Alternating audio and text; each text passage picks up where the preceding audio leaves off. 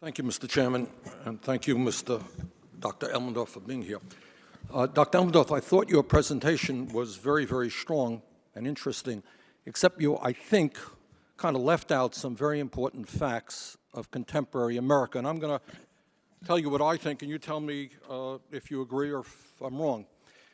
One of the difficult jobs that this committee has is not only trying to come up with a budget, which is hard, but also within the budget deal with priorities. You know, when you spend money, when you cut money, it impacts real human beings. Now, my impression is that in America today, we have the most unequal distribution of wealth and income since the 1920s, late 1920s. That in fact, in terms of financial wealth, the top 1% owns about 38% of the wealth of America, while the bottom 60% owns all of 2.3%.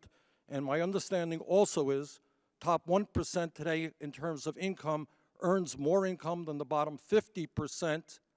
And between 2009 and 2012, 95% of all new income went to the top 1%. Does that sound roughly right?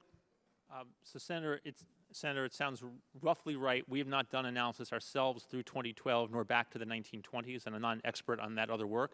But you are certainly right that the distribution of income and wealth in this country is much more uneven now than it has been in decades. All right, and I say that because as we go forward in terms of our priority, and some folks want to cut Social Security, Medicare, and Medicaid, and programs for low-income people, we also have to recognize, correct me if I'm wrong here, that we have more people living in poverty today than any time in American history, 46.5 million people. Is that right? Well, as you know, Senator, the calculation of poverty rates is a complicated business. The standard series, as you know, actually excludes many of the benefits that the federal government provides to low-income people. So I'm just not familiar with what the... Let me ask you this also, and I think this is an important point. Again, it's important to understand the past as we go forward.